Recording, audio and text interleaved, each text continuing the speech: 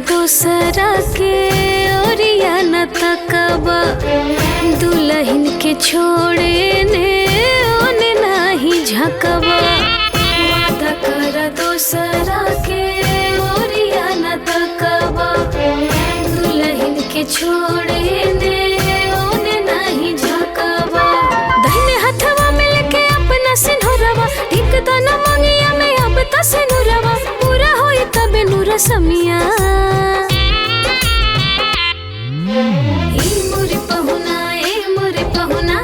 ससुरारी और वनिया। जी अम्मा जी बोली ना। अब रोज रोज एक की बात बोली है? हम तो से कहले रहनी ना कि अपने बाबूजी से अब बात करके दहेज के बाकी के सामान मंगवा ला। का भइल बात कहलो? अब ले काहे ना लेके अइले?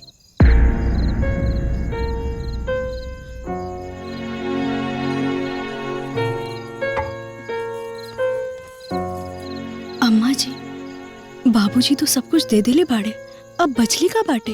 अच्छा तोहके गिनाई की काका बचले बाटे? त सुना, कूलर की जगह एसी चाहिए और ई कपड़ा धोवे खातिर जो मग और टब बना ओकरा के जगह वॉशिंग मशीन चाहिए और हमरा खातिर स्कूटी और चैन। ई सब तो बटले बा। कहा तो लिस्ट बना के दे दी, कहा तारी का बचला।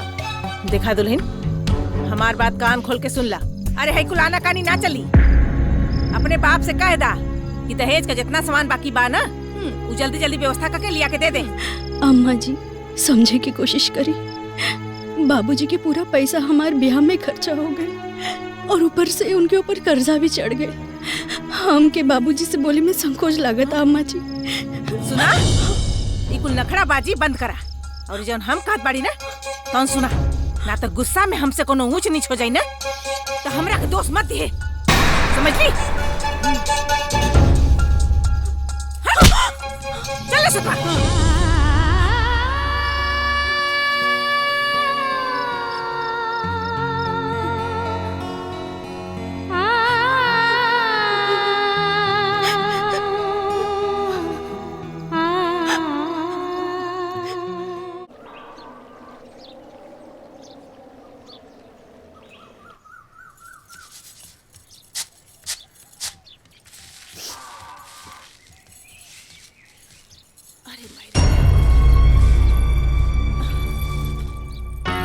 हे माई रुका। का भइल रे?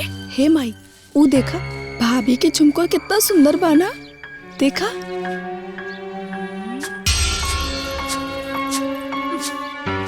अब नीक होके चाहे नेवर अपने के का लेवे देव के बा? हाँ? तोहके वो झुमका नीक लगत बा का? हाँ ना माई, तभी तो कहा था नहीं हमार झुमका देखा और भाभी के। तब का बुझौलिया बुझावत हूँ, साफ साफ कह दू ना कि वो झुमका तोहके चाहिए। अब ये दिवावत है। ए दुल्हन। जी अम्मा जी। यहाँ आवा। जी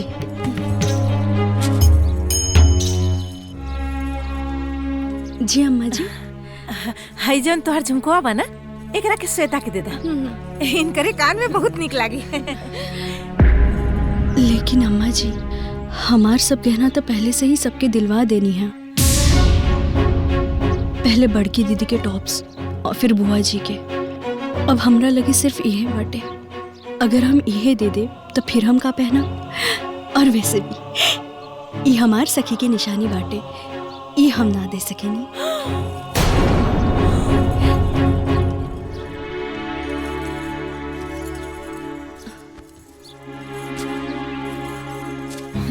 तू घबरा जिन बिटिया, सांझ ले झुमका ना हम तोहरा के दिवाइये के छोड़ब। सांझ ले झुमका ना तोहरे काने में झूली। ठीक है, हमू देखा था ना सांझे ले तू का कर लेवेलू।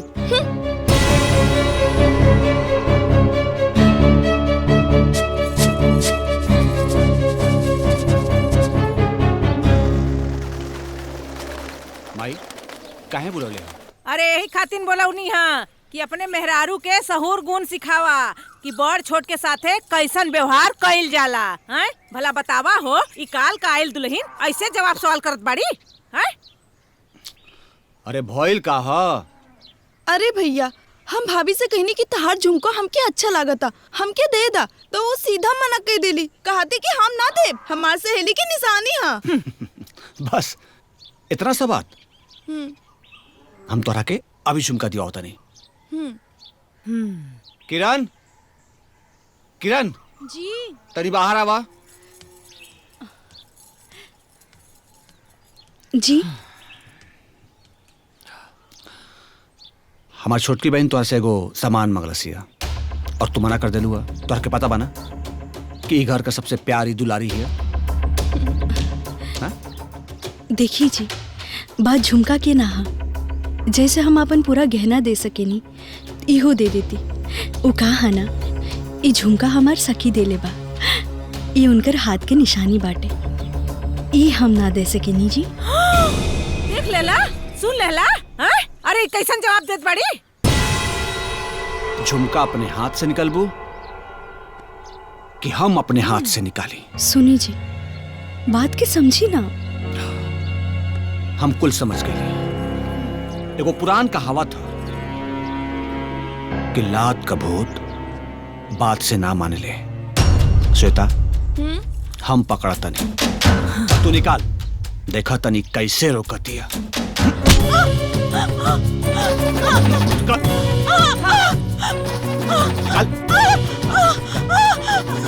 निकाल फटाक से।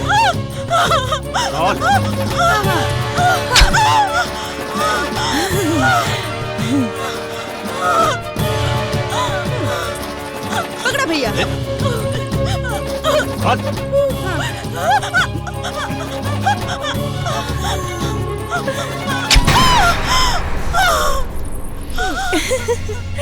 सखी की निशानी। चल माई। और सुन, अपन सखी से बोल दी है कि अपने हाथे से दूसरा निशानी बनवा के तोरा के भेज दे।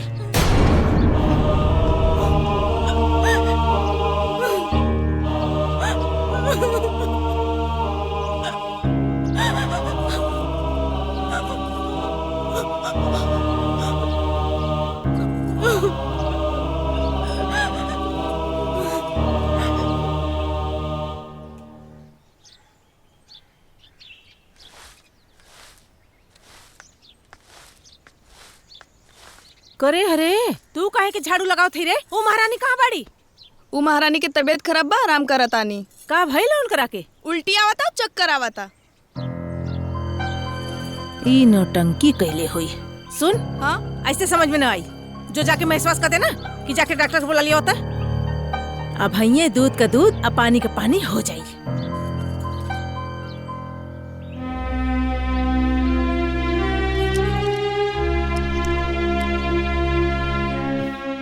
घबराने की कोई बात नहीं है, ये पूरी तरीके से ठीक है। देखला, हम कहत रही है ना कि इनकरा के कुछ नहीं भइल बा। ये सब खाली काम से बचला के नाटक बा। नहीं नहीं, ऐसी बात नहीं है। तबीयत खराब है पर इन्हें कोई बीमारी नहीं है। फिर भी डॉक्टर साहब का भइल बा? अरे ये माँ बनने वाली है।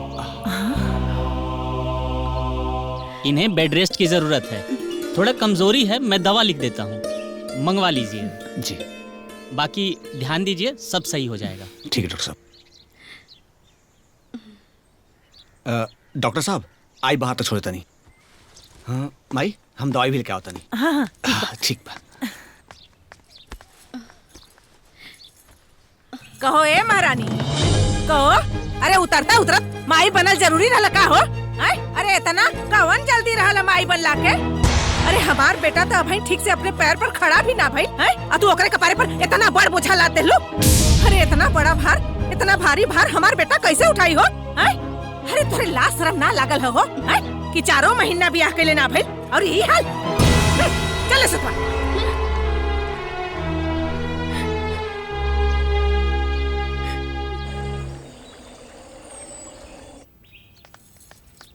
हाँ? कहो ए महारानी, अरे कुल खेला रच के यहाँ पलंग पर चढ़ के आराम फरमाओ थे वो? उठा जाके तैयार हो जा और जाके जांच करवावा। लड़का होखी ना तबे पैदा करे के बा, ना तो जाके गिरवा दा। कैसन बात करतानी अम्मा जी? आपके ऐसन बात बोले में तनी सा भी संकोच ना लागल। ये हमार कोख के पहला संतान बाटे और आप चाहता नहीं कि हम एकर हत्या करा दी।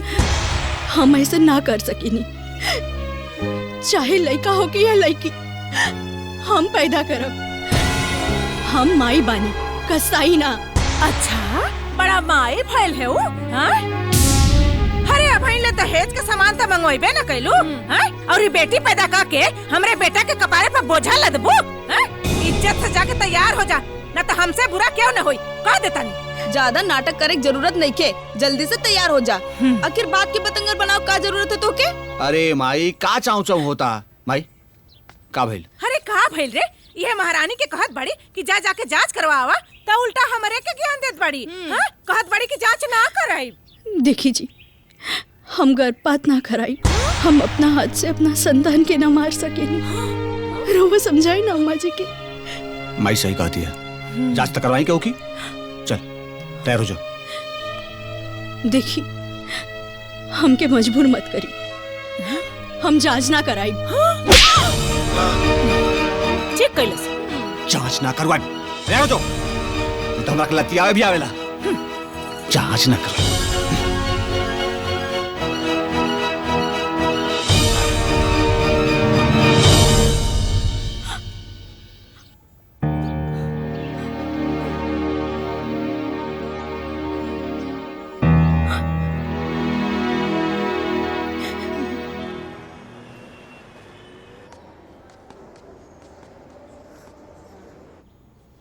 आइए। डॉक्टर, घबराने की कोई बात नहीं है, पेट में बच्ची बिल्कुल स्वस्थ है। बच्ची?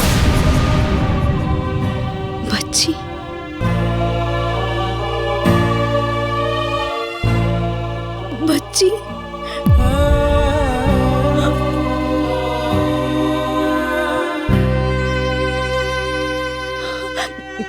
डॉक्टर, आपसे एक विनती बाटे कि ई सच आपके और हमारा अलावा केहू न जान पाए।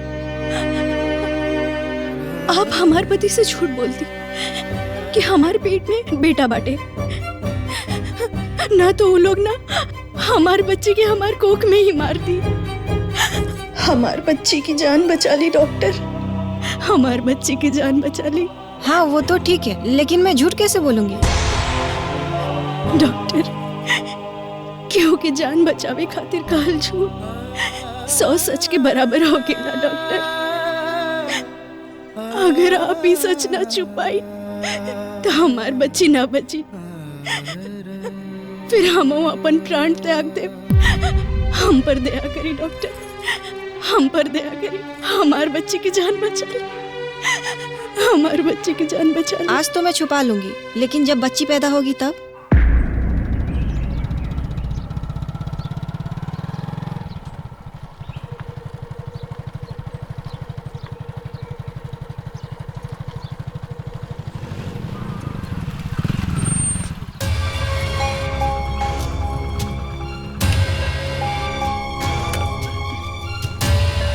का भइल हो, जांच हो गई? जी अम्मा जी। का कहले डॉक्टर? लड़का बा।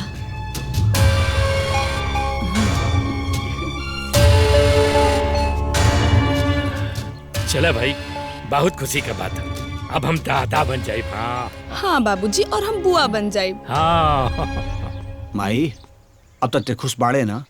अरे दादी बने वाले बाड़े। हे, दादी बने वाला बड़ी बहुत खुश बड़ी की, जैसे लगत बाकी हमके सोने का खजाना मिल गइल बा ना। है? अरे जौना चीज में हमार खुशी बा ना, वो कत्ते नहीं के बा। ए महारानी से बतियावा ना तो बार बार एक ही बात बोलेली है कि हमारे बाबूजी व्यवस्था करत बाड़े, पता नहीं कहिया लेकर बाबूजी व्यवस्था करी हन। लागत बा अब अंगुरी टेढ़ा कर ही की पड़ी, तबे घी निकली। अरे तकार ना, के रोका लेगा? हाँ त कर ही की होगी।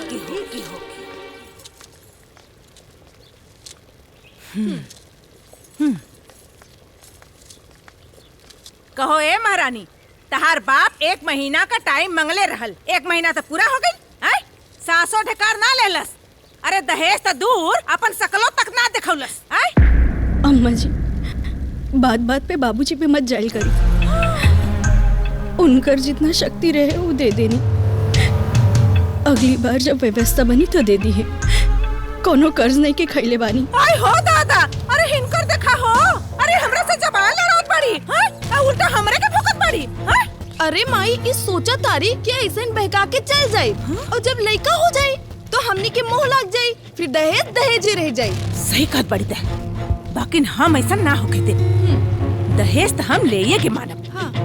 अरे चल अपने बाप का फोन लगा। अब ये लगा फोन। माँ जी दर्द हो रहा है। दर्द होत बा फोन लगा। अपने बाप के बुला। दहेज के पैसा दे दे, ना तो अपने बिटिया के लेके जा यहाँ से। लगा अपने बाप का फोन। लगा हम बतियाई। अम्मा जी छोड़ी ना अम्मा जी। छोड़ दे। ए माई, ई ऐसे ही ना मानी, तू हट।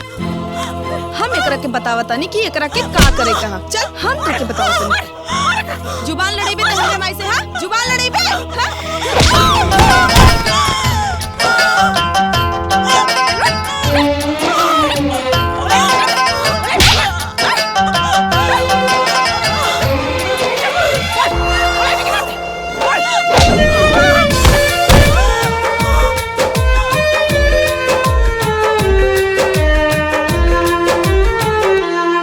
एगो बेटी बेचारी जब बन के दुल्हन, लाख सपना सजा के जाली पिया के भवन।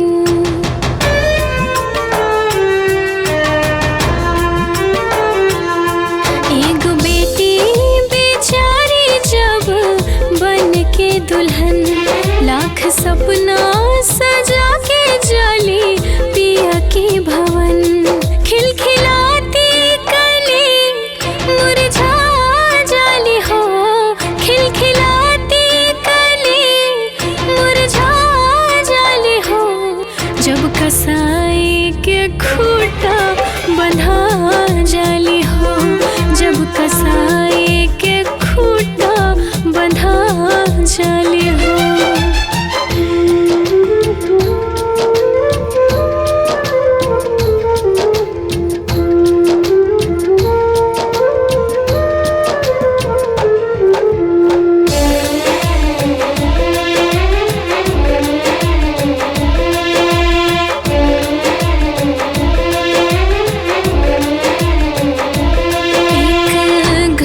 जब छूटे एक घर जब मिले, जहाँ जिंदगी सजावे के ललसा रहे।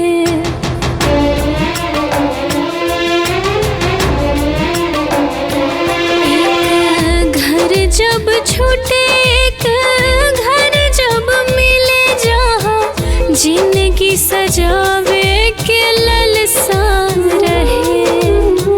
कैसन लोग मिली कवना व्यवहार से, डूबी उतराई अपना मन से कहे।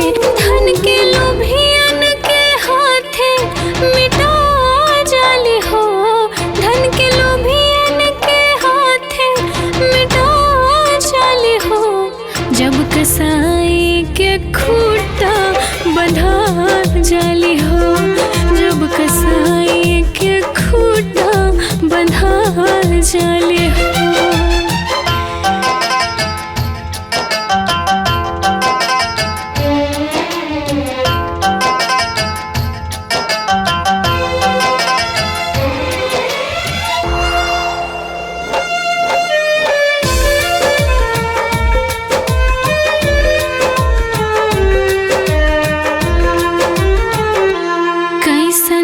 किस्मत बेचारी के लिखल हावे, सुख दूर उनका से भाग जाला।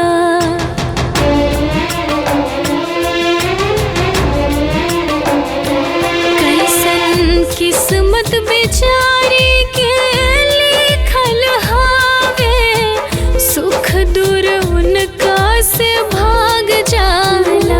जैसे घुट घुट के कैद में रहे, जिंदगी में गरहन ता लाग जाला। या डूबा जाली या ता जला जाली हो, या डूबा जाली या ता जला जाली हो। जब कसाई के खूंटा बंधा जाली हो, जब कसाई के खूंटा बंधा जाली हो।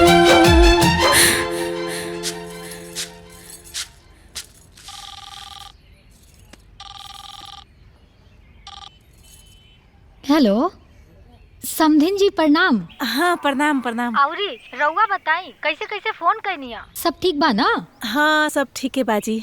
अब बाकी रउआ से ना एगो बात कहे के चाहतानी, लेकिन संकोच लागत बाकी कैसे कही। संकोच कौन बात के, अब बताई का बात बाटे। अब रउआ तो जनते बाटी कि राउर बेटी माने हमार पतो पेट से बाड़ी।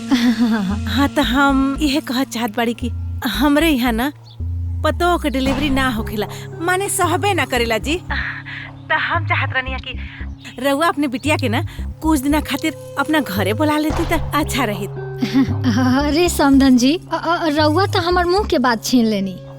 हम तो यही चाहत रहनी। हम कल सुबह ये किरण के बाबूजी के भेज देता नहीं, रउआ विदागरी कर दे। ठीक बा भेज दे रउआ। ठीक बा प्रणाम प्रणाम। जी प्रणाम प्रणाम। का माई भाभी के ले जाए खातिर उ लोग मान गेले का? अरे मनी है कैसे ना रे, और नहियो मनते ना तो झोटवा लसेर के ना ले जाके उजी का पटक देती। अरे का सखी, तू तो शादी ब्याह करके हमके बुलाई गइल बाड़ू है, हमार याद ना आवता का तोके। अगर हम फोन ना करी तो तू हमके फोन में ना करबू। अरे काहे झूठ बोला तारू सखी, फोन के कैला हा हम ही ना। हाँ ठीक बा, आज एक बेर तू कर देलू ना, बाकी तो हम ही करेनी। अच्छा बाबा ठीक बा, हमेशा फोन तू ही करेलू। अरे बात होके से मतलब बा, चाहे फोन केहू करे। अच्छा ठीक बा, हम ई बात बतावे खातिर फोन कैले बानी कि कल हम आ रहल बानी। का? अरे वाह वाह, ये तो तू बहुत गजब की बात बताइलू। आवा हम तोहार इंतजार कर रहल बानी। अच्छा चल रखा, हमके सबके बतावे के बाद तू आ रहल बाड़ू, हमार सखी आ रहल बिया। चल बाय बाय। ए माई पापा, अरे माई माई माई माई माई उठा, बहुत जरूरी बात बा। माई पता बा, माई हमार सखी आवे वाली बिया। अरे का भइल? काल हमार दोस्त आवे वाली बिया। अरे बाबूजी काल हमार सखी घर आवे वाली बिया, हम बहुत खुश बानी। अच्छा हम जाता नहीं, अब बिना टाइम वेस्ट करे हम पूरा गांव के बता दे कि हमार सखी आवे वाली बिया। अच्छा किरण बिटिया, ससुराल में तो ठीक रहलू है ना? वहाँ के लोग सब ठीक बाड़े ना? हाँ चाची, केहू परेशान ना करेला, सब कुछ ठीक बाटे। तो हर सास ससुर कैसन बाड़े? माने लन जाने लोगू ना? और उन लोगन के व्यवहार कैसन बा? हो गइल माई? हाँ बन गइलू तू सीबीआई आज? का माई बेचारी हमार सखी जब से आइल बिया, तू दोनों लोग मिल करके पूछताछ कर रहल बाड़ू, ई कैसन बाड़े ऊ कैसन बाड़े। अरे और तू सखी, तू भी बैठ करके इन दोनों लोगन के साथ पंचायत कर रहल बाड़ू। ये सब पूछताछ बाद में कर लिहा, चल आराम करा। चल आओ बिटिया, आराम करा। जा आराम कर। आराम से बिटिया, आराम से। आराम से।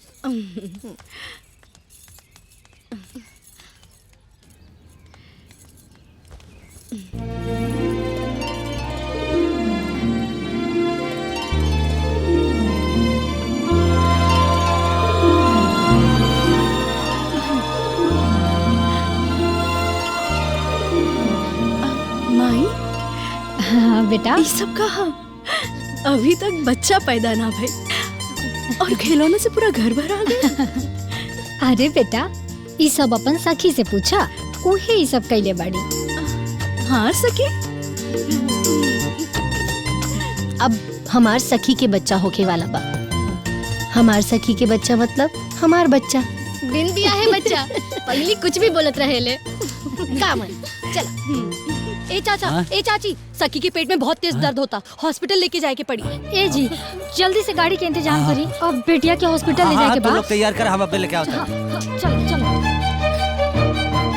आराम से आराम से आराम से चल आराम से, लंबे लंबे सांस। सब ठीक हो, हिम्मत रखो। दरवाजा।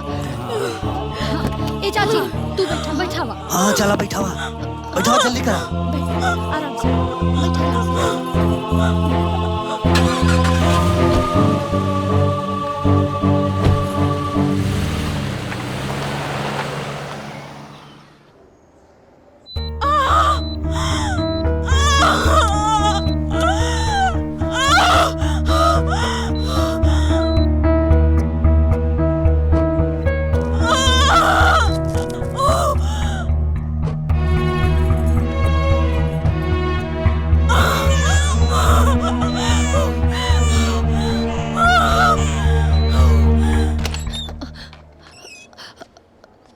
बधाई हो, लड़की हुई है। बढ़िया। Thank you thank you. तू बहुत बन गईली। का लड़की पैदा भइली है? करे ये तक कहले रहले कि जांच में लड़का निकल रहला, हैं? त ई लड़की कहाँ से पैदा हो गई? का पेटवा में बदल गई का? हम का बताई मैं? डॉक्टर तो ये बतौले रहे। डॉक्टर ना माई, भाभी झूठ बोलने हुई है। ए बेटा देखा का हो कि मशीन भी गलत बता सकेला है? रहुआ बैठ के खाली सुरती मली, हैं? अरे ऐसे कैसे मशीन गलत बता दे जी? आवे दा उनकरा के, उनकर खबर तो हम लेत बानी। हमरा बिल्ली हम ही से धोखा।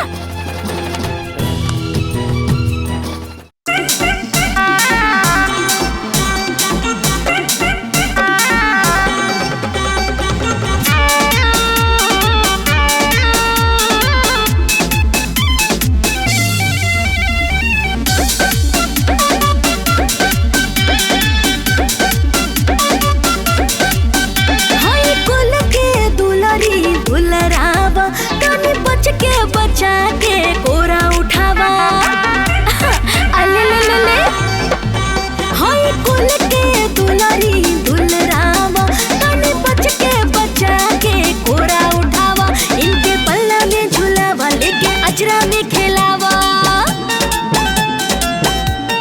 हाँ इनके पल्ला में झुलावा, लेके अजरा में खेलावा, खुद से छलकेला सबके नजर में नजर में नजर में। बधाई हो बधाई लक्ष्मी आई घर में, हाँ बधाई हो बधाई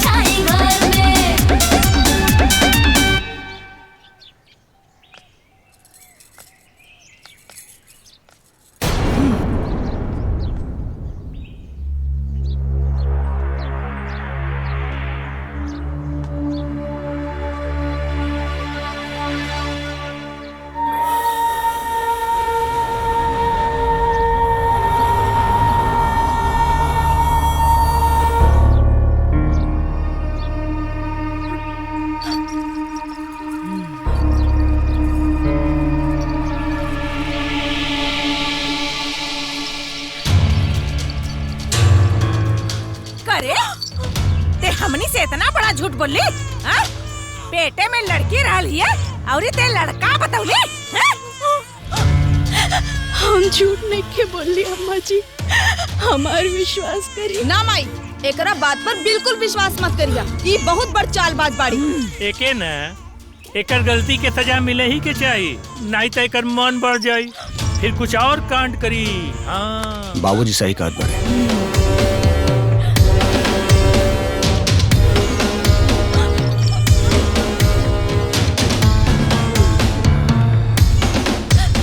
सब लोग मिल के करे कैसन सबक सिखाल जाओ कि दोबारा ऐसा गलती करके हिम्मत ना करे। जी हमके माफ कर दी, हमके माफ कर दी अम्मा जी, हमसे बहुत बड़ की गलती हो गई जी, हमके माफ कर दी। अच्छा हमके माफ तो हमके माफ कर दे ही? हाँ? श्वेता। हाँ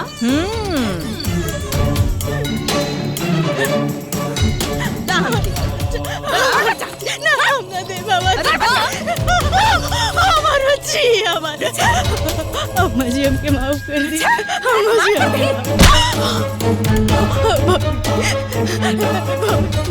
बाबूजी बाबूजी हमके माफ कर दी, बाबूजी हमके माफ कर दी, बाबूजी हमके माफ कर दी।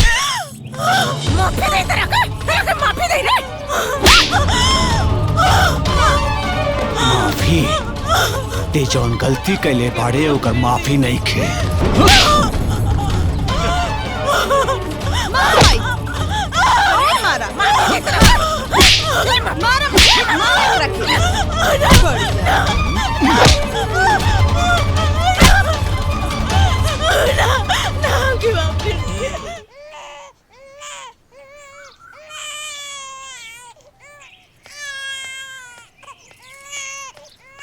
अरे हमार गुड़िया रानी दूध पिएबू? आजा आजा हमार बच्चा, आजा। अरे हमार बाबू, ना ना ना ना मत रो हमार बिटिया, दूध पिला। अरे रे तो ए महारानी, बिटिया तो जन्मा के लेके आ गईलू, हैं? दहेजवा काहे ना लिएलू हो? हैं? अम्मा जी वो कहा ना, बाबूजी हमार दर्द दवाई से बहुत परेशान रहे, यही से वो ना दे पैनी। इंतजाम हो जाए ना तो वो खुदे दे दी है। अरे माई सुन ले लू ना, ये सोचा तारी ऐसे ही बहकावत रहा ताकि एक दिन हम सब भुला जाए। कितना चालाक बाड़ी। हाँ, और ये सोच ली जल्दी से बाल बच्चा पैदा हो जाए ताकि हम के केहू घर से ना निकाल पाई। तू डाल डाल तो हम पात पात,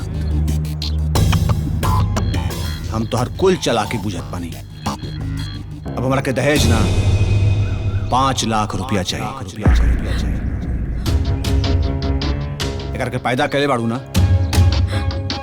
एकर नामे जमा करे खातिर, ताकि बड़ हो जाए तो दहेज देवे का काम आई। ए जी लेकिन बाबूजी 5 लाख रुपए कैसे दे पाई जी? ये तू समझा और तुम्हार बाबूजी समझिया ना? हैं? हमके तो रुपया चाहिए तो चाहिए, और हाँ खाली 2 दिन के अंदर हमके रुपया चाहिए, ना तो ना है बिटिया से अपन ना हाथ धो देबू, समझलो? खाली 2 दिन में रुपया चाहिए, ना तो तू जानिए और तोर काम जानी, समझ लिए? क्या करी, कहाँ से 5 लाख रुपए के इंतजाम करी? बाबूजी के बोलने से भी कोनो फायदा नहीं की। अगर पैसे का इंतजाम ना हो पाए तो ये लोग हमारे बच्चे के ना।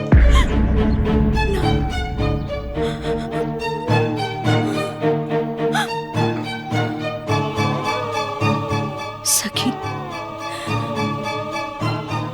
अब सखी हमारी मदद करी है, अब दूसरा कौन उपाय नहीं के।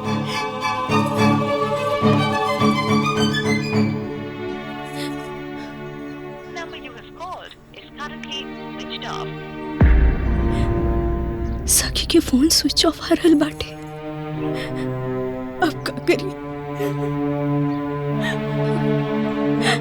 वॉइस मैसेज, हाँ वॉइस मैसेज भेज दे, जब सखी के फोन ऑन होई तब पता चल जाए।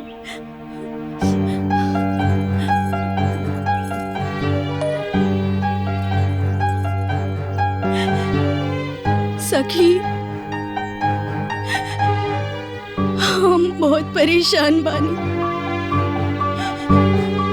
हम आज ले अपना ससुराल वालन के बारे में तो से कुछ ना बताऊनी, हर बात छुपा के रखनी। यही खातिर हमके माफ कर दी। हमार सास ससुर ननद यहाँ तक कि हमार पति भी दहेज खातिर हमके बहुत सतावेले। सब मिलके हमके बहुत मारेले। हमसे कुल घर के काम करावेले, यहाँ तक के भरपेट खाना भी ना देवेले। और हमार गर्भपात करावे खातिर हमार जांच करावेले क्योंकि कहीं लड़की ना बाटे। तो हम झूठ बोल देनी कि हमार पेट में बेटा बाटे। अब एकरा खातिर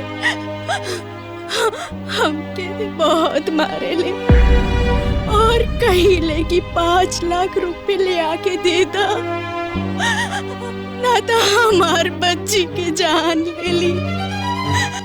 सकी 5 लाख रुपया दे के हमार बच्चिया की जान बचाला। बाकी बात हम मिलके बताई।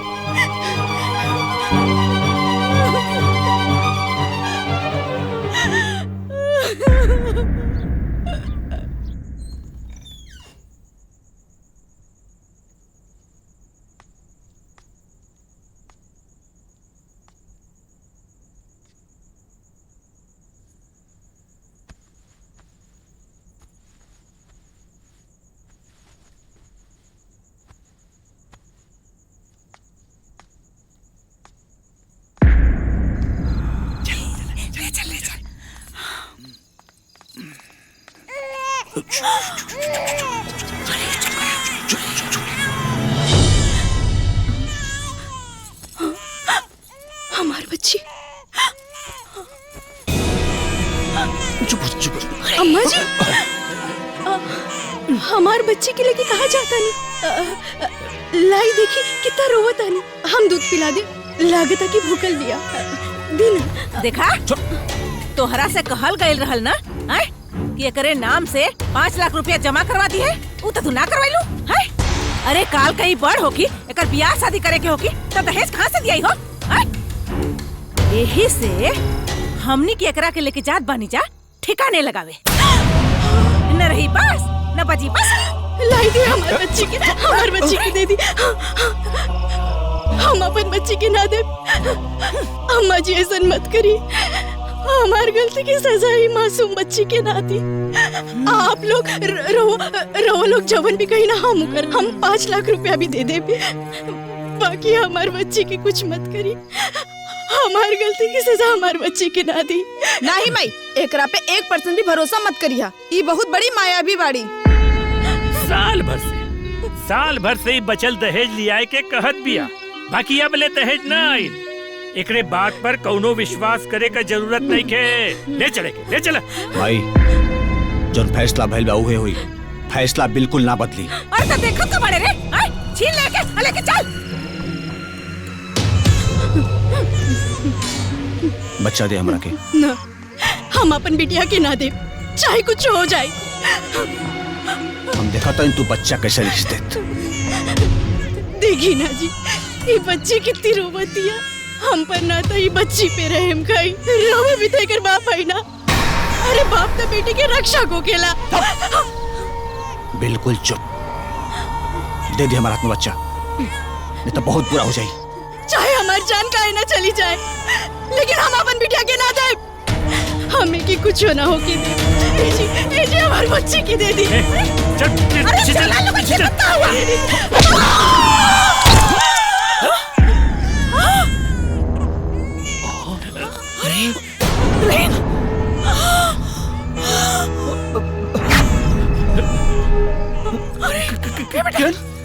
भाई तू बच्चे को पकड़ता। आओ तो किरण, चले।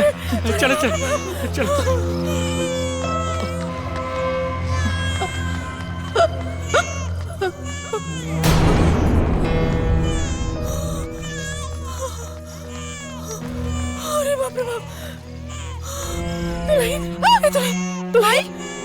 रउआ मर गई। चिंता मत करी भाऊजी, कौनो ना कौनो उपाय लगाही के पड़ी। जौन उपाय करे के बा जल्दी करो। भैया कोनो न कोनो उपाय सोचे के पड़ी, ना तो हमने के जेल के हवा खाए के पड़ी। एगो उपाय बा। का बेटा? का? अरे तो जौन उपाय बा जल्दी करो। एकर देही पर पेट्रोल डाल के जला दिहल जाओ और एकर बाप के फोन कर दिहल जाओ कि खाना बनावत समय गैस सिलेंडर से जल गई।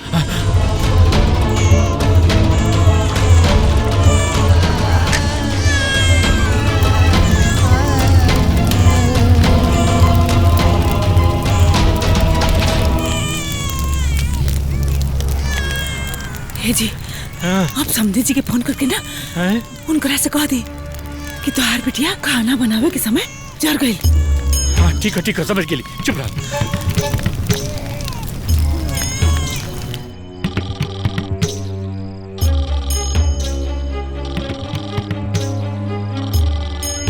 इतनी रात का समधी के यहाँ से फोन? हेलो समझी जी, आपकी बिटिया खाना बनावत के चल गई।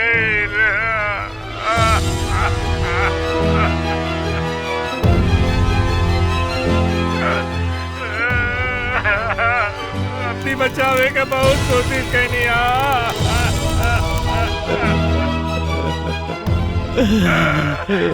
क्या कर जाए।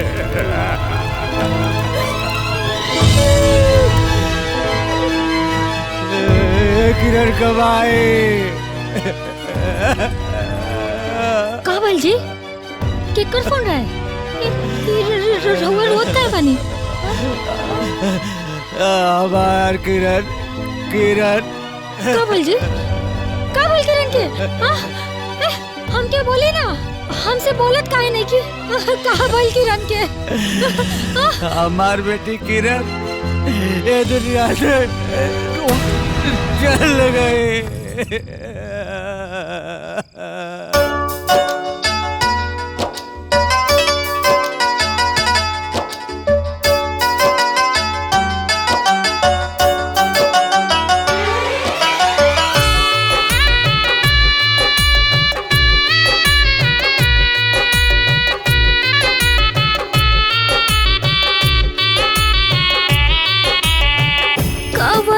कसूर भइल अखिया से दूर कैला, पाव तले खिसकल जमीन हो। इतने उमरिया में हमरे सुखवरिया के हमसे भगवान लिहला छीन हो। हमसे भगवान लिहला छीन हो। दिलवा में रहे वाली दुनिया से चली गई, हमसे भगवान लिहला छीन हो।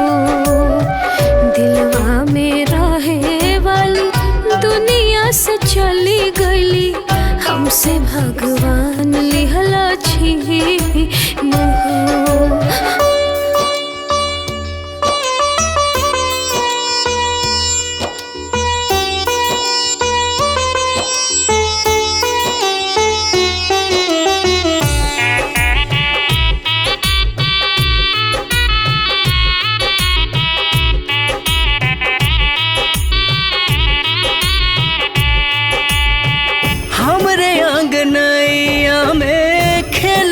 चहकली पाली पोस कैली बड़ी यार हो। काके कन्यादान उनके ससुरा पिठावली, खुशी खुशी कैली ससुरार हो। खुशी खुशी गैली ससुरार हो।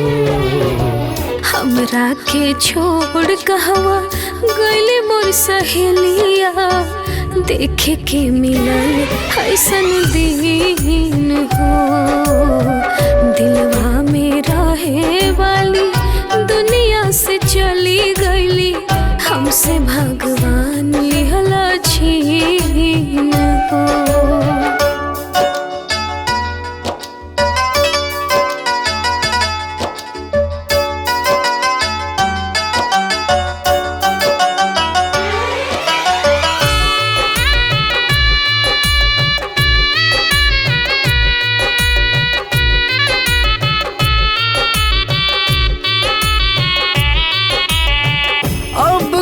कहाँ जाई हम कैसे उनके पाई धरे मन धरब लेना धीर हो बेरी बेरी याद आवे उनकर बोलल का सहले सहाला न पीर हो सहले सहाला न पीर हो दिल का बोझा छानेला दिल का तड़पेला जैसे कि तड़पेली मीन हो दिलवा में रहे वाली दुनिया से चली गईली हमसे भगवान लिहला छीन हो।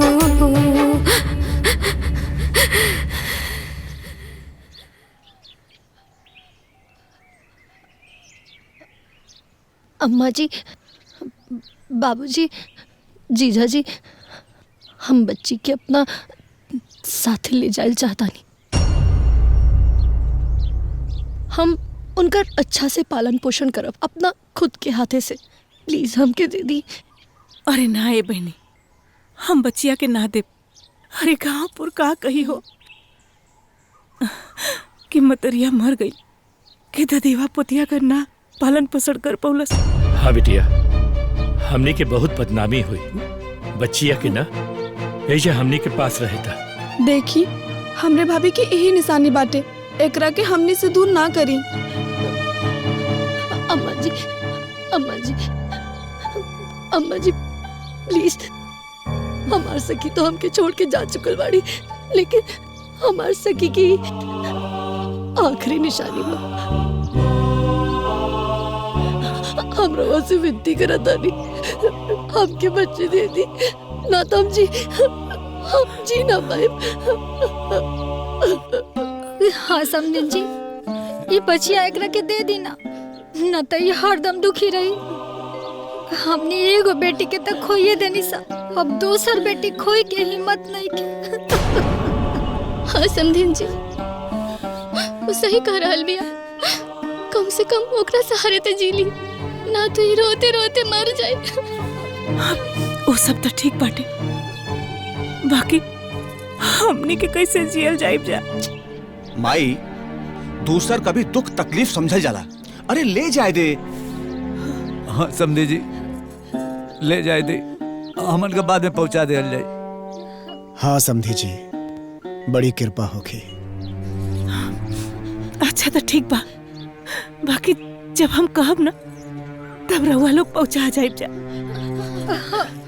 हाँ हाँ पहुंचा दे जाए। ठीक बा।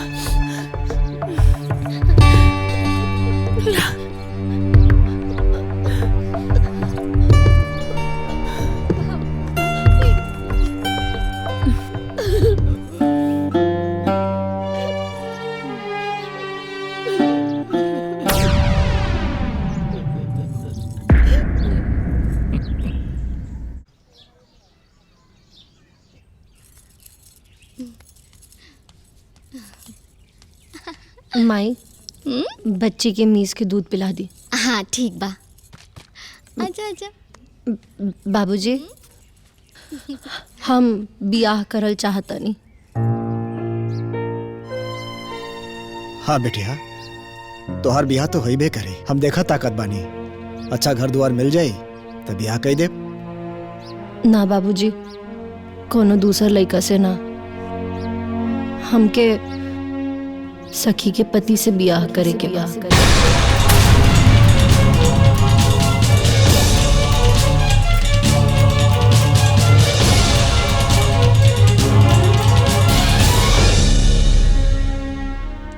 ई का कहता बेटिया, ई दुनिया में और लड़का बा लोग तो जरूरी बा कि? हाँ जरूरी बा बाबूजी,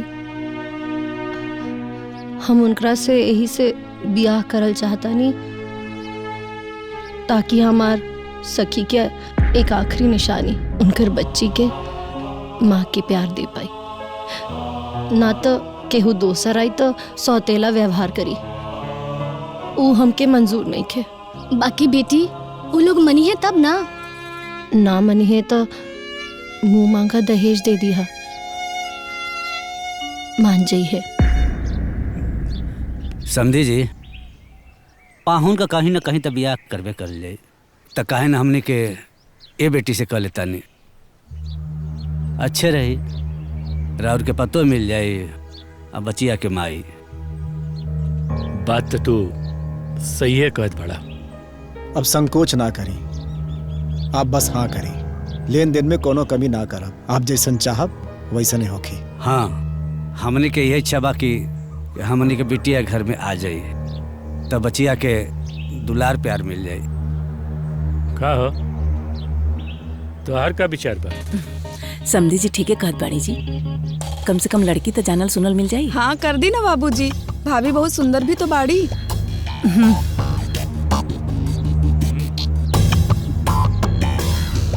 अब हमारा तरफ से तो हाँ बा।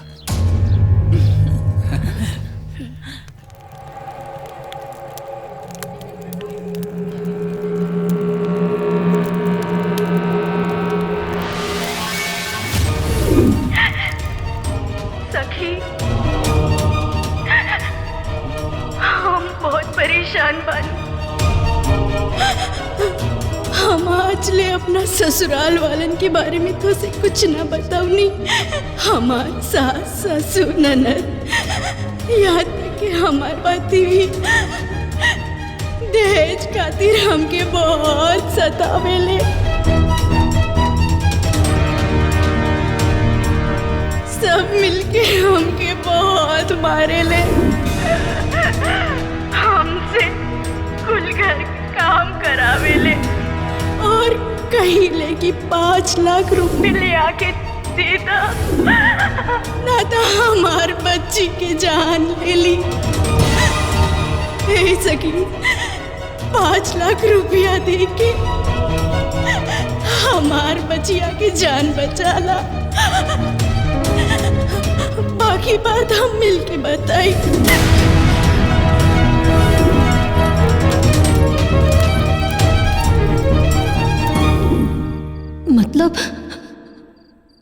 मतलब हमार सखी के मौत कोनो दुर्घटना ना,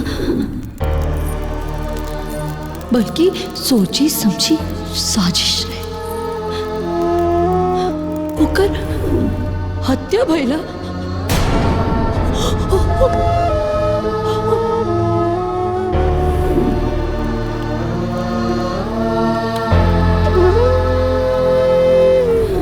तू लोग जौन कैला वो कोनो गलती ना, गुनाह बा गुनाह। बड़ा बेरहमी से हमार सखी के मार देले बड़े, ना आसानी से हम इन लोगन की छोड़।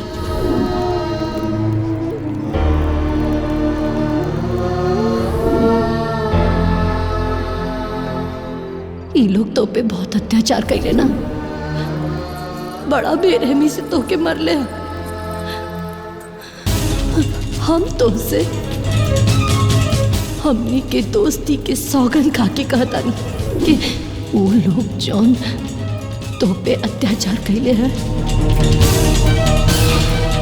वो हर एक अत्याचार के बदला हम ले।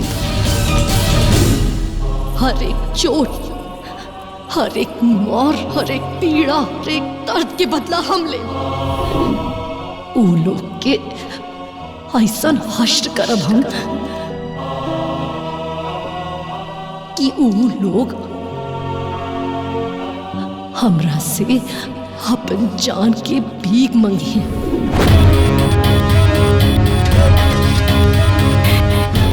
वादा बा, वादा बाई तो हार बड़की सखी के। छोड़ अब तो ना वो लोगन की।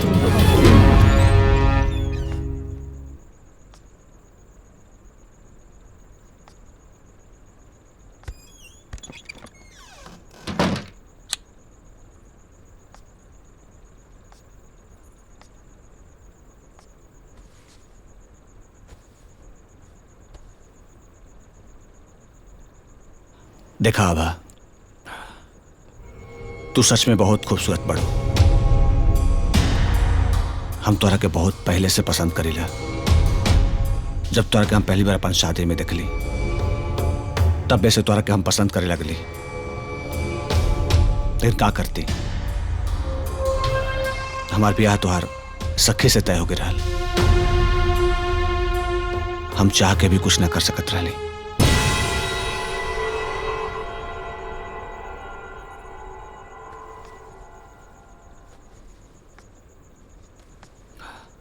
देखा आबा,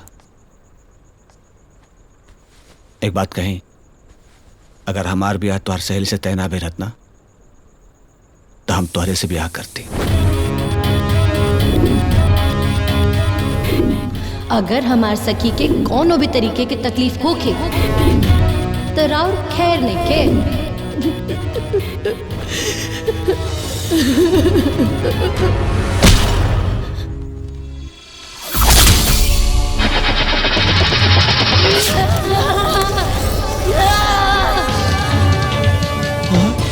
लागत है कर पर देवी का सवारी आवेला।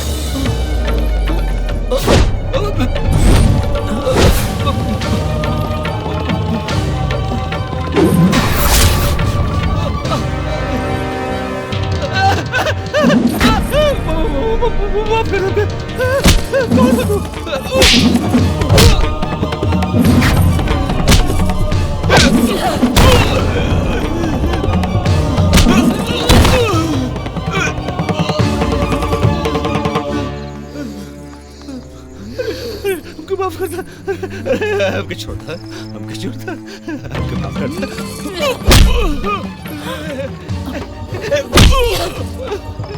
करे ई कमरवा में का होखत बारे? कैसन आवाज आवत बा? अरे हमारे से कोनो गलती हो बोला तो हमारे के माफ कर दी। अरे माई, भैया भाभी के घर के नियम समझावत होके और तू जनबे करेलू, भैया बात से कम लात से ज्यादा बात करेलन। तू क्या हो? अरे नाही रे, हमके तो लागत बा कि कुछ और होखत बा।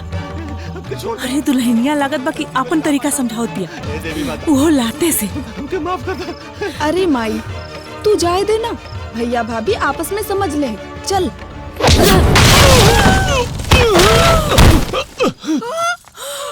अरे बाप रे बाप! अरे भाई, पूछ जीन, बस बस जान बच गई। अरे ऊपर देवी का सवारी आवेला। देवी का सवारी?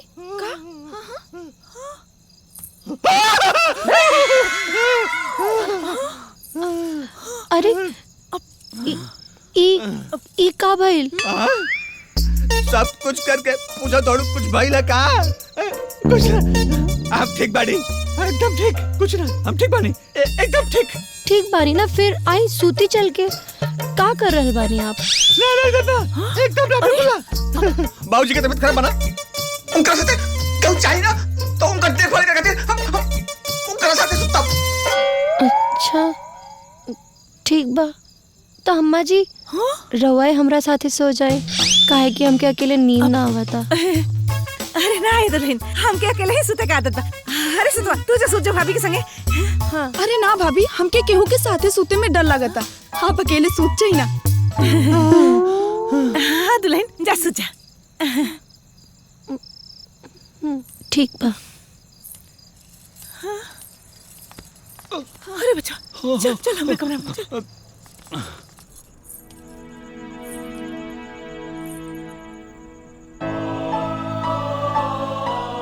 सखी,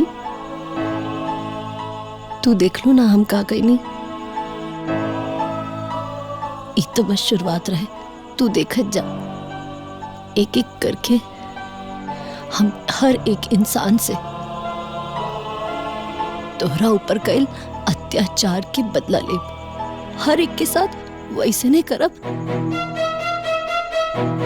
जैसा वो लोग तोहरा साथे कैले बाड़े। ई तो हर बड़की सखी के वादा बा, वादा बा, वादा बा।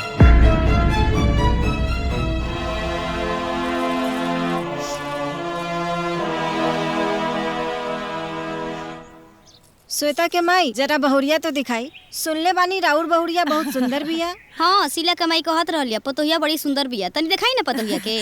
अरे बहनी अब हम का दिखाई, रउआ सब खुदे उठ के देख लही जा।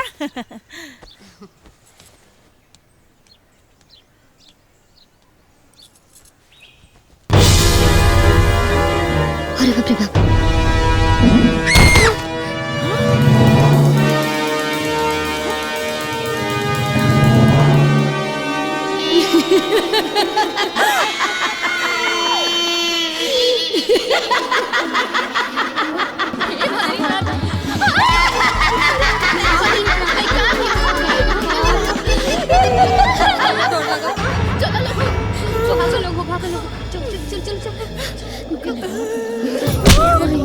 कैसन बहु ले बड़ू दादा हो दादा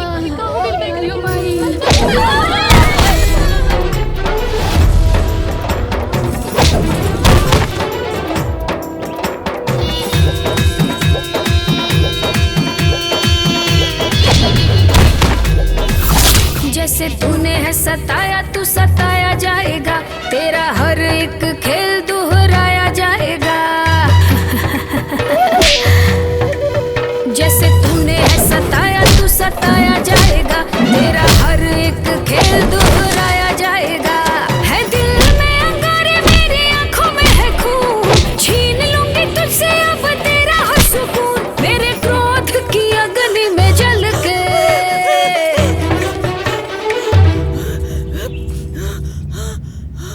अरे भाई, अरे बाप रे बाप।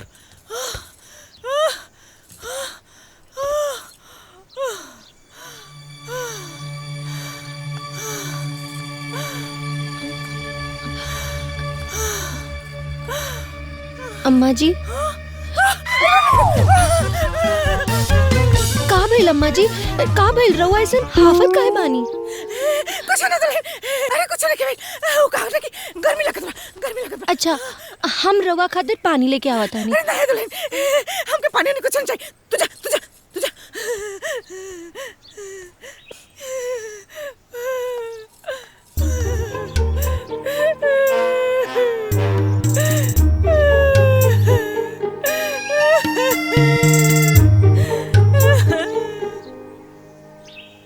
भाभी, ए भाभी।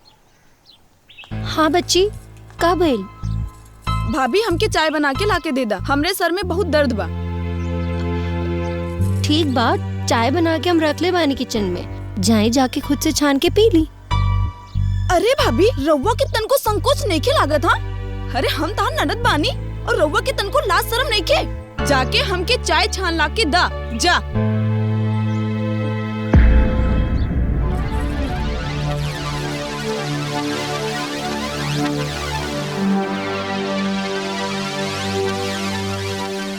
भाभी सब स्वाहा स्वाहा स्वाहा, सब स्वाहा स्वाहा स्वाहा होगा रे, सब स्वाहा स्वाहा स्वाहा, सब स्वाहा स्वाहा स्वाहा।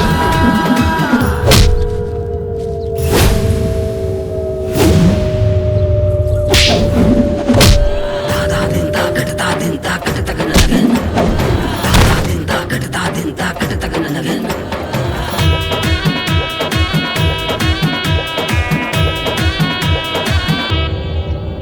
जो तेरा है हुरूर हम तोड़ेंगे जरूर, तुझे धरती पे हम कहीं का ना छोड़ेंगे। होगा तेरा सब हिसाब, बंद होगी हर किताब, हवाओं का भी अपनी तरफ मोड़ेंगे, मेरे क्रोध की अग्नि में जल के।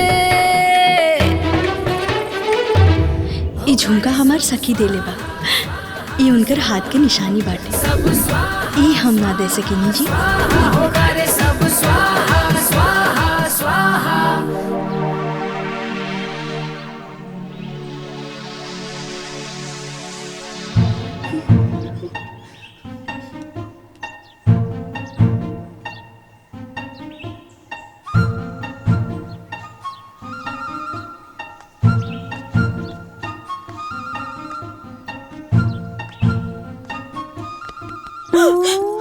तू लोग छिप के का देख रहल बाड़ू हैं? अरे धीरे ये बोली रहुआ काहे? अरे नहीं तो दुल्हनिया के ऊपर देवी माई का सवारी आ जाए, घोर अनर्थ हो जाए। अरे तोहू लोग ना ये सब ढकोसला होला, ये सब कुछ होला ना, बेकार में तू लोग जलेलू। हाँ अरे बाबूजी ऐसा मत करी ना तो भारी पड़ जाई। अरे का भारी पड़ जाए? कुछ भारी वारी न पड़ी।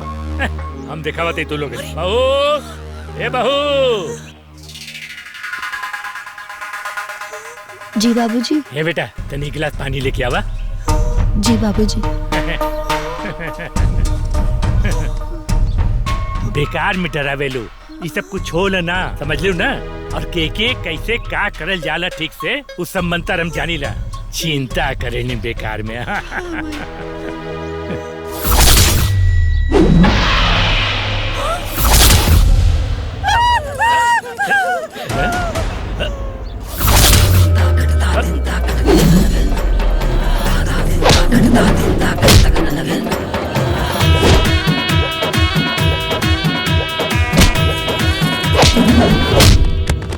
जो तेरा है गुरूर हम तोड़ेंगे जरूर, तुझे धरती पे हम कहीं का ना छोड़ेंगे। होगा तेरा सब हिसाब, बंद होगी हर किताब, हवाओं का भी अपनी तरफ मोड़ेंगे। मेरे क्रोध की अग्नि में जल के अरे सब स्वाहा स्वाहा स्वाहा, सब स्वाहा स्वाहा स्वाहा होगा रे, सब स्वाहा स्वाहा स्वाहा, सब स्वाहा स्वाहा स्वाहा।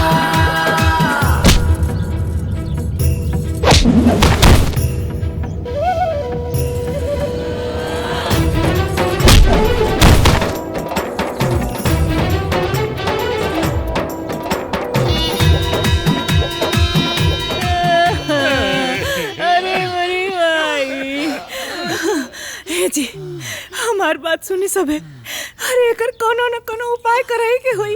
अरे भाई, अरे ना तो हमनी के मार मार के ना हमनी के तोड़ डाली। अरे माई रे। हाँ माई सही कहा तारू। ओकरा पे जब देवी जी आवी ली ना तो ओकरा सामने जे भी पड़ जाला ओकरा के तो कचुमड़े निकाल ले ली माई। कुछ ना कुछ उपाय करे के पड़ी माई। अरे का उपाय बा? उपाय उपाय तो बाटे। अरे भाई का उपाय बा? देखा एक कोनो पड़का उठ के दिखावे के पड़ी। ओ करते पसे ना वो चौथ सवारी आवेला उतारते ओके। बाप रे बाप।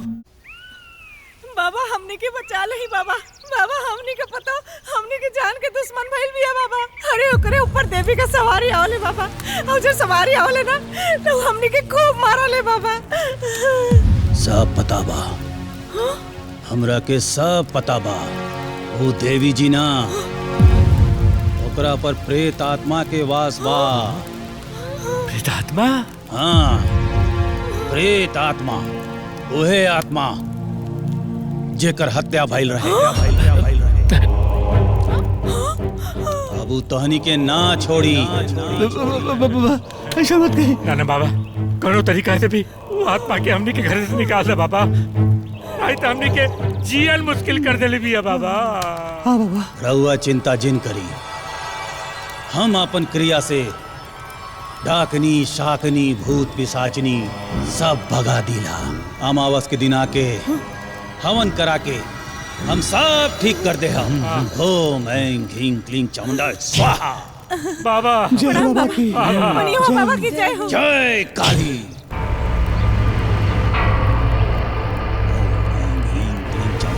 जय स्वाहा। डाकनी शाकनी भूत पिशाचनी दुर्गा काली चामुंडा भवानी, ये बाड़े तू जौन भी होखा सामने आवा, अपन असली रूप दिखावा। इनकर हाथ पकड़ा, सवारी आवे वाली बाड़ी, जल्दी करा। अरे पकड़। अरे चूरिया ना ना हम न जाए।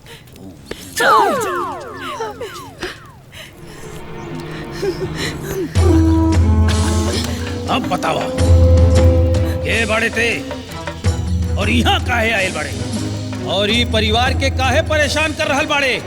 छोड़ दो। छोड़ दो हमरा के, ना तो पछताई के पड़ी।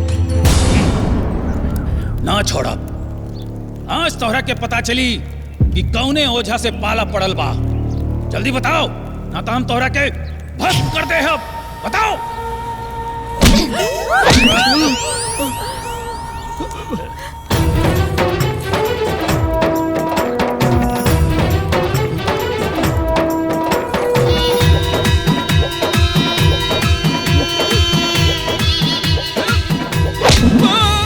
मौत की बिसात पे है तेरी जिंदगी, भाग नहीं पाएगा तू यहाँ से कहीं।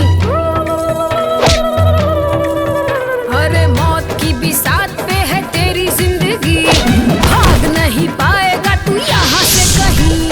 खत्म करेंगे तेरे जुल्म तमाम, आखिरी होगी तेरी जिंदगी की शाम। मेरे क्रोध की अग्नि में जल के सब स्वाहा स्वाहा स्वाहा, सब स्वाहा स्वाहा स्वाहा होगा रे। सब स्वाहा स्वाहा स्वाहा, सब स्वाहा स्वाहा स्वाहा।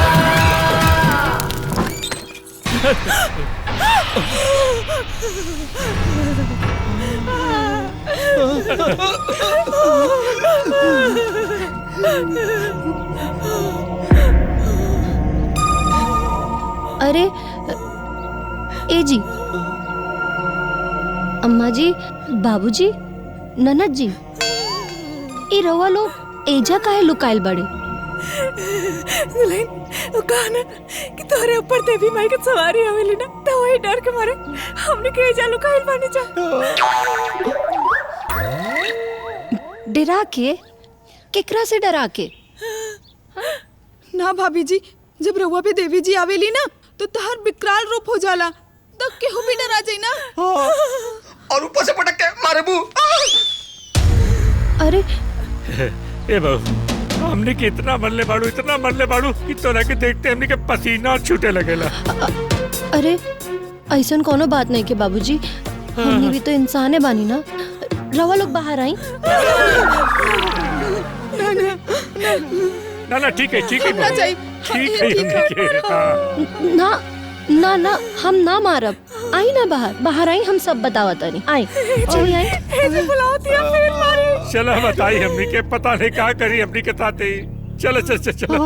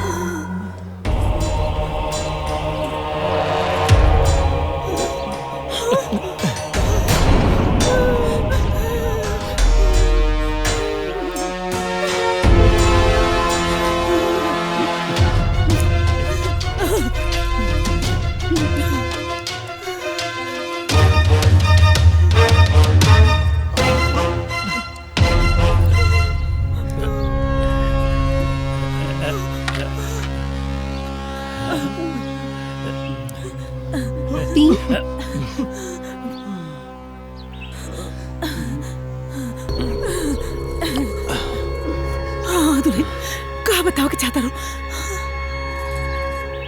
इहे कि हम पर कोनो देवी भवानी ना आवेली।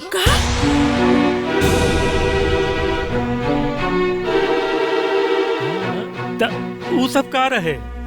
वो सब नाटक रहे। नाटक?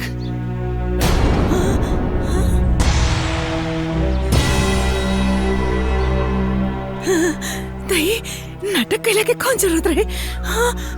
बदला लेवे खातिर। बदला? कैसन बदला? बदला हमार सखी के।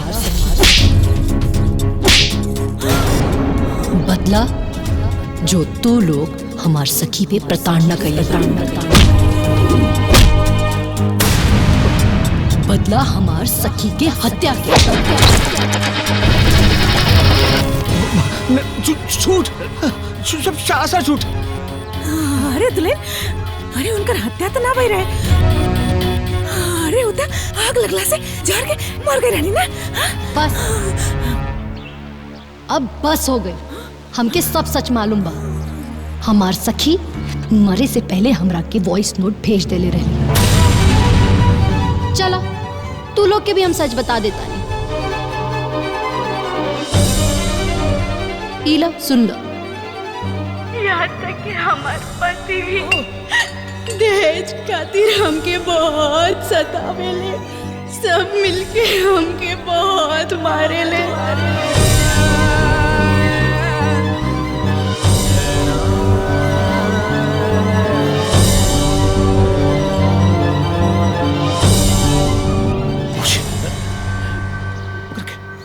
अरे हमने का सारा भेद पता चल गई। अब का हुई? अब सारा परिवार के छील में चक्के पीसे के पड़ी।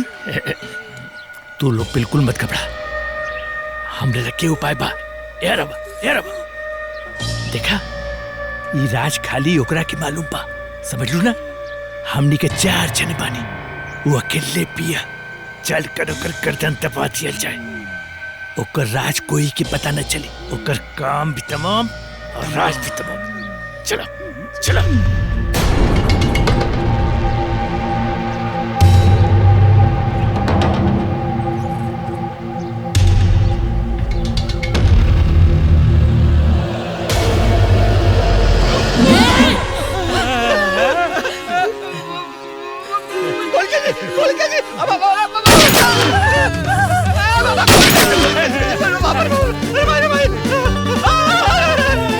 अरे कोई लग गए।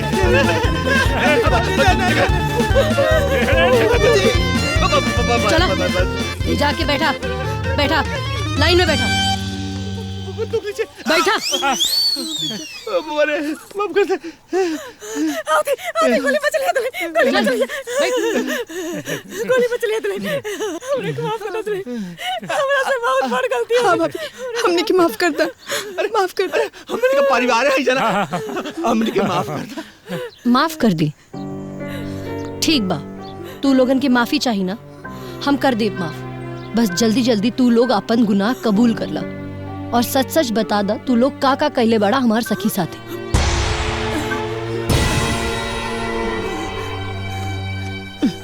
चलो हम बताता नहीं हमने के ओकरा संगे बहुत बुरा व्यवहार करने जा।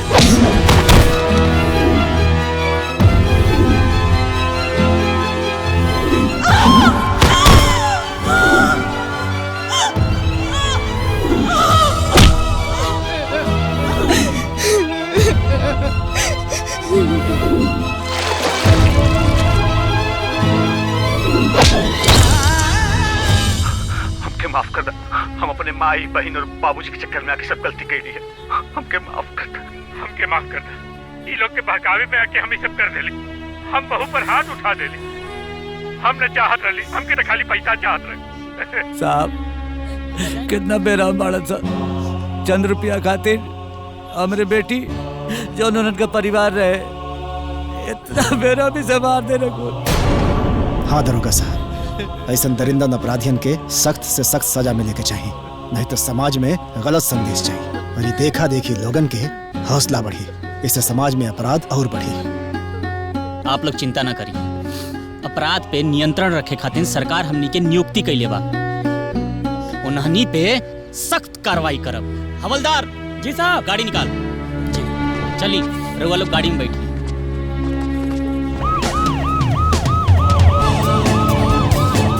आई देखा पुलिस।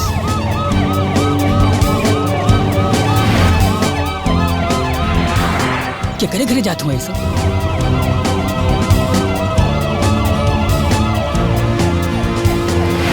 बाप हो गांव में इतना पुलिस। ये बहन चला देखल जा, पुलिस आयल भी है गांव में। चला चला चला देखल जा। चला चला चला बहन।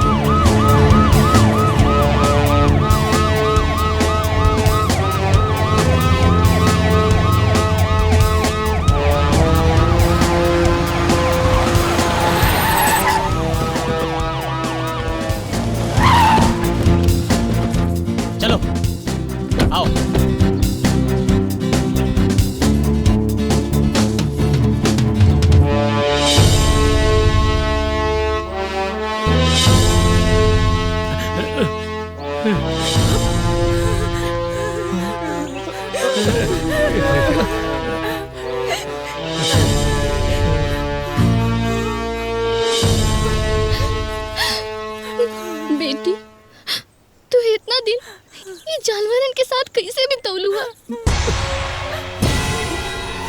शाबाश बहिन, तोहरा जैसन बहादुर बेटी के इस समाज के सख्त जरूरत बा। अरे जौन तू काम कैले बाड़ू ना वो हमनी ना कर पैनी। ए गिरफ्तार कर लोगन। माफ कर दे दुल्हन, माफ कर दे, हमने के माफ कर दे दुल्हन, हमरा से बहुत बड़ गलती हो गई दुल्हन, एक बार खाली माफ कर दे, दोबारा ऐसा ना करब दुल्हन।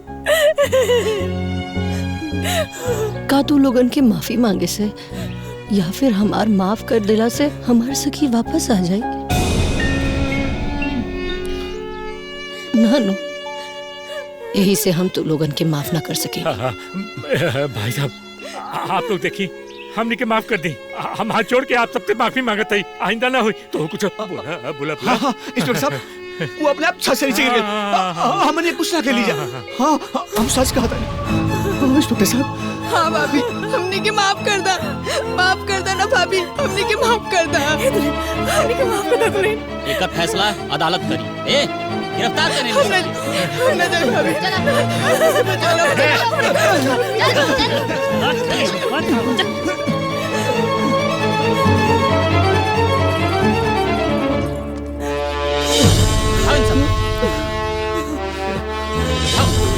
बिठाओ बिठाओ गाड़ी में।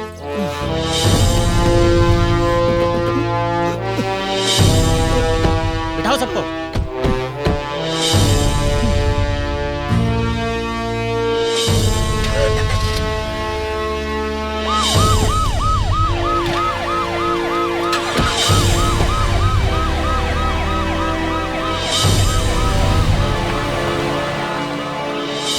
आ जाओ, फ्रेम में हो जी? ओके ना? हेलो, प्रणाम। मैं विशाल कैमरामैन आकाश के साथ आजमगढ़ जिले के इस गांव में अपनी टीम के साथ पहुंच चुके हैं। इस घर में एक बहुत बड़ा अपराध हुआ है। किसी महिला को दहेज के कारण तड़पा तड़पा के मार डाला गया है। आइए हम उनसे मिलते हैं और घटना की तह तक जाने की कोशिश करते हैं।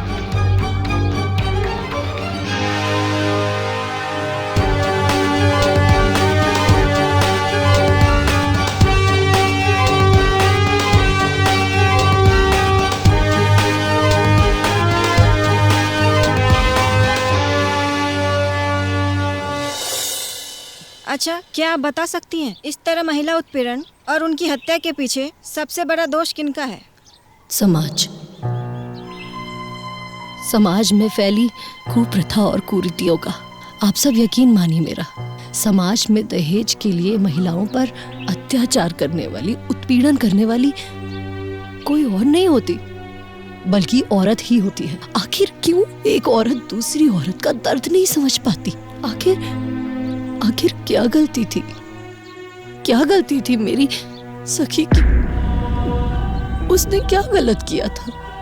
क्या उसका अपराध ये था कि उसके पेट में लड़की थी, या उसका अपराध ये था कि उसके माँ बाप ने उसके अच्छे कल के लिए उसकी शादी इस घर में कर दी, या फिर शायद उसका अपराध था कि उसने लड़की कुल में जन्म ले लिया।